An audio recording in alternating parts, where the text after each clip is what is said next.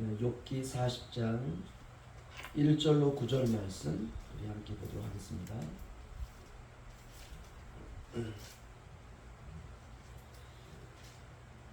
저와 한 절씩 교도하죠. 여호와께서 또 욥에게 일러 말씀하시되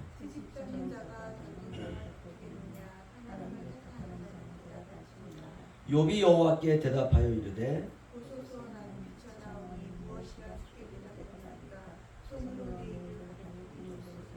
내가 한 번 말하였사온즉 다시는 더 대답하지 아니하겠나이다.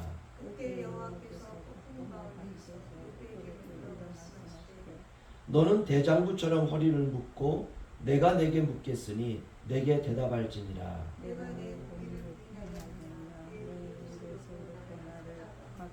다 함께요. 내가 하나님처럼 능력이 있느냐, 하나님처럼 천둥소리를 내겠느냐. 아멘. 고난과 하나님의 일하심 사이에서라는 제목으로 욥기 40장, 우리가 1장 시작할 때 언제 이 긴 성경을 다 설교할까, 또 우리가 볼 수 있을까 했는데 벌써 40장까지 왔습니다. 거의 끝까지 나왔습니다. 욥에게 온 고난은 엄청난 고난인데 간단합니다. 내용은 어느 날 욥이 하나님을 70평생 신실하게 섬겨왔습니다. 그리고 하나님이 욥에 대한 평가는 그는 참 온전하다. 땅 위에 사는 사람 가운데 욥과 같이 저렇게 온전하고 나를 섬기고 경외하는 자가 세상에는 없느니라 라고 하는 하나님의 어전회의에서 그러나 이제 그곳에 사탄이 끼어들어옵니다. 하나님 그 나라에 사탄이 지금도 들락달락거릴 수 있을까? 그럴 수 없습니다. 하나님 특별히 허용하신 것 같습니다. 그때 하나님께서 그 사탄에게 내가 어디를 다녀왔느냐? 땅을 이리저리 다녀왔습니다. 그때 하나님이 자랑하고 싶어서 내 종 욥을 네가 보았느냐? 그러자 사탄이 내가 봤습니다. 어떻느냐? 그러자 사탄이 이제 이렇게 말합니다. 뭐 저떻고 말할 거 뭐 있습니까? 그러자 이제 하나님이 욥을 이제 칭찬하죠. 그러니까 사탄이 하는 말이 딱 한마디입니다. 뭐 까닭 없이 그러겠습니까?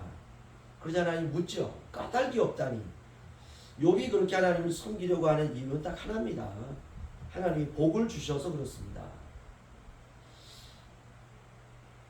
참 그 말이 욥의 고난의 시작입니다.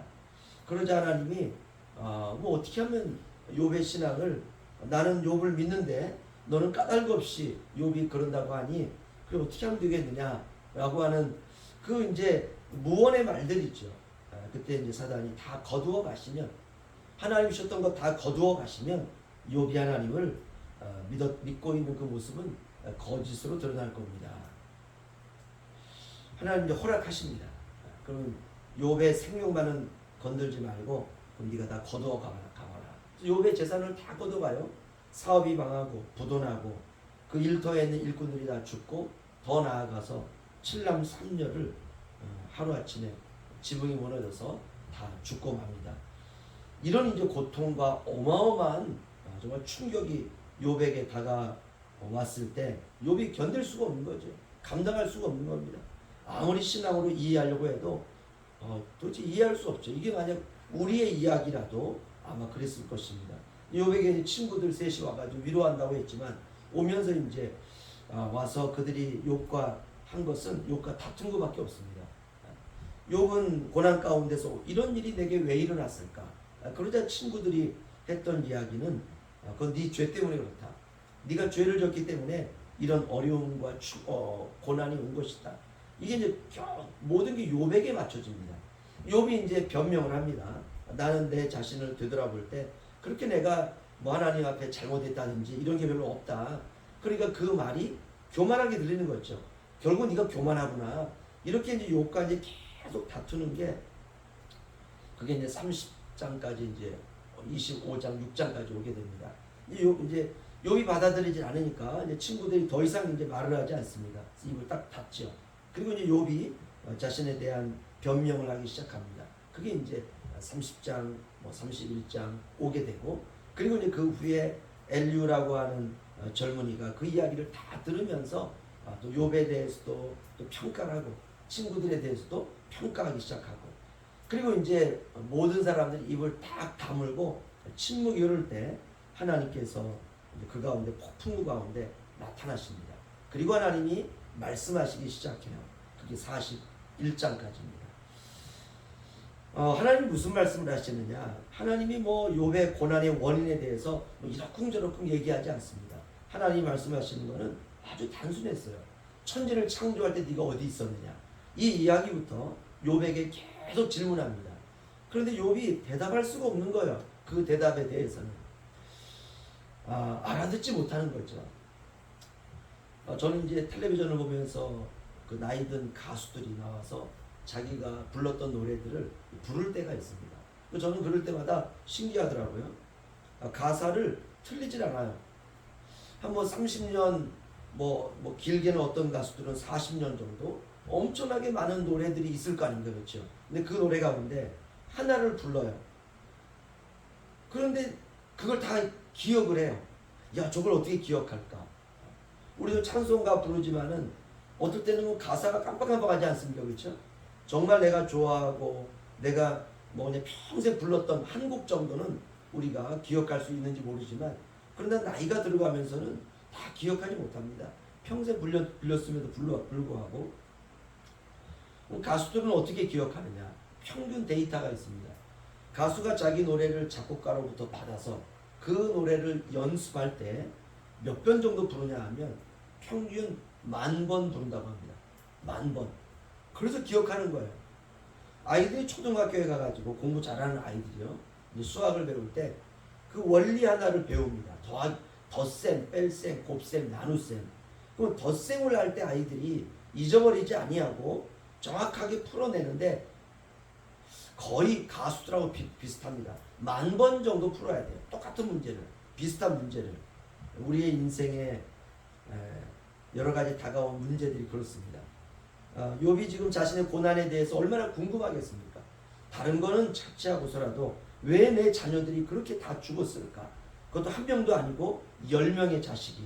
이건 그야말로 부모로서 평생을 살아가면서 슬픔 가운데 살아갈 수밖에 없는 문제 아닙니까? 하나님이 계속 질문하세요.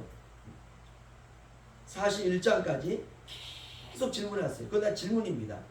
천지를 창조할 때 어디 있었느냐? 요거는 모르죠.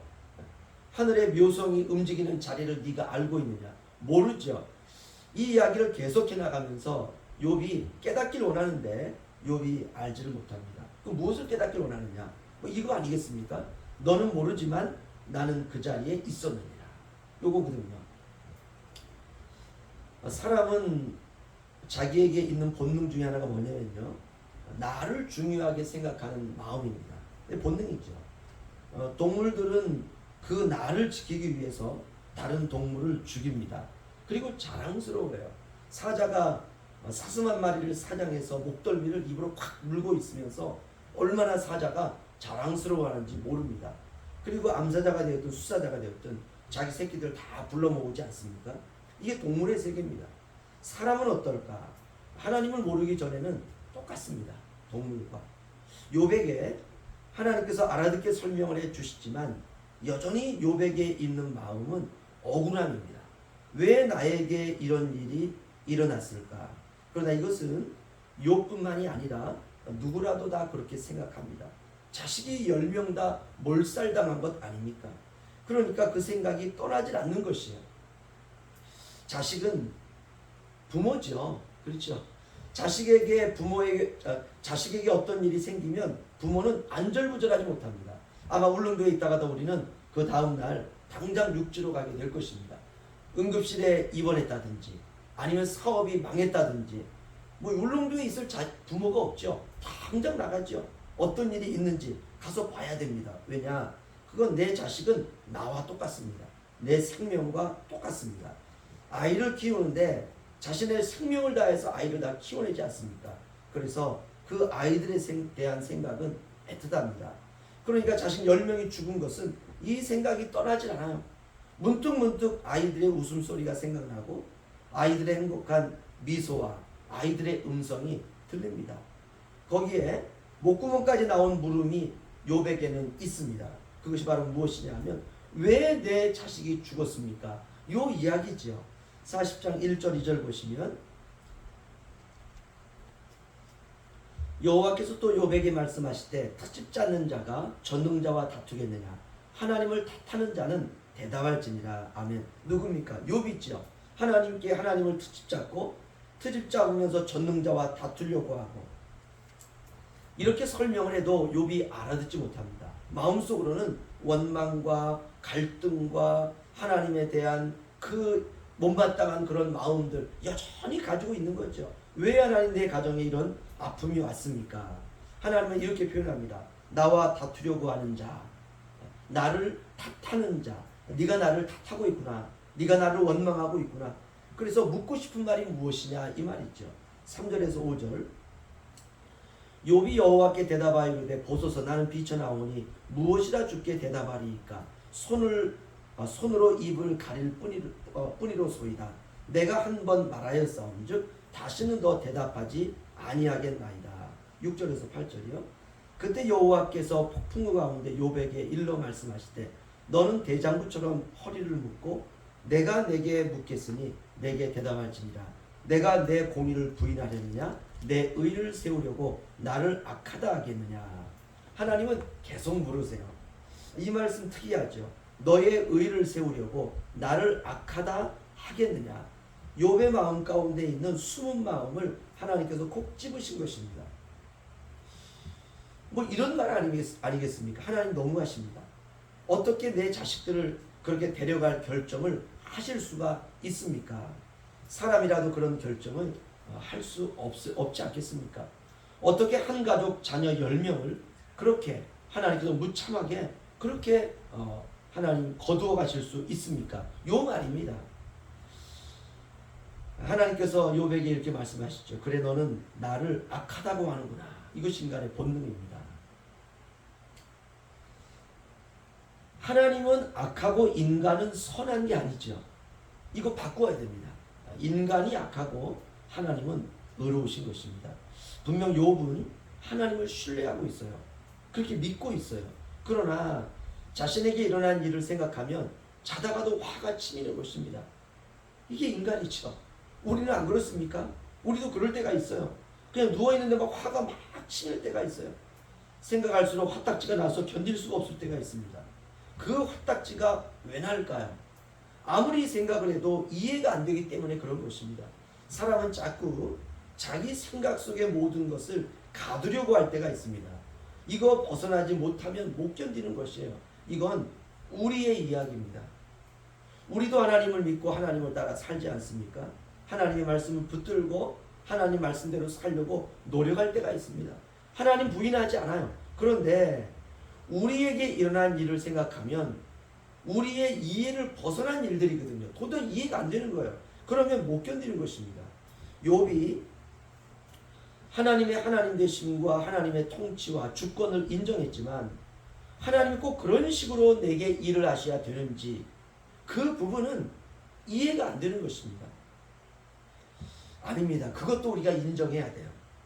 우리의 생각과 우리의 이해를 넘어가는 하나님의 일하심이 때로는 우리에게 고난으로 왔다 할지라도 우리의 고난 속에서 일하시는 하나님에 대한 신실한 믿음을 끝까지 붙들고 있어야 된다는 것입니다. 이게 어려운 겁니다. 이게 어려워요. 그런데 이거는 인생의 필수 코스라는 것입니다. 십자가에 꼭 예수님을 달아 매셔야 됐는지, 꼭 십자가에서 예수님을 죽이는 방식 외에는 우리를 구원할 방식이 없었는지, 하나님은 꼭 십자가라고 하는 방식으로 일하셔야 하는지, 그 하나님 앞에서 예수님은 하나님의 일하심에 자신의 의를 꺾습니다. 이게 겟세마네 동산이에요. 예수님의 겟세마네 동산에 사신 기도는 딱 하나입니다. 주여, 아버지여, 이 잔을 내게서 옮기옵소서. 그때 주님의 답은 뭐였으면 내 뜻대로 마옵시고 주님 뜻대로 하옵소서. 거기까지 가야 돼요. 우리의 신앙도 똑같습니다. 우리가 예수님을 따라 간다는 것은 그렇게 사는 제자도의 삶을 우리가 받아들이는 것입니다. 부활의 영광 앞에서 십자가를 참으사 부끄러움을 개의치 아니하신 바로 예수님, 고난은 이렇게 하나님의 신비로 가득 찬 하나님의 열심입니다. 때때로 우리의 인생에 우리가 힘들고 이해할 수 없는 일들이 있죠. 그럴 때 하나님의 일하심을 불만족으로 받아들이지 못하는 욥과 같이 우리도 때로는 우리가 그런 마음이 들 때도 있지만 우리가 그 고난을 넘어가야 되는 것입니다. 우리가 살아있는 육신을 가지고 살아있는 인생은 고난과 하나님의 일하심 사이에 우리가 서 있는 것입니다. 미래가 다 사라진 것 같은 잿더미 위에서 과연 우리는 하나님이 지금도 일하고 계실까 그런 의심이 들지만 그러나 지금도 하나님은 우리 가운데 계속해서 일하고 계신다는 이 신앙으로 우리가 끝까지 우리가 주님을 만나 뵙는 그날까지 하나님을 바라보시는 저와 여러분 되시기를 주의 이름으로 축원합니다.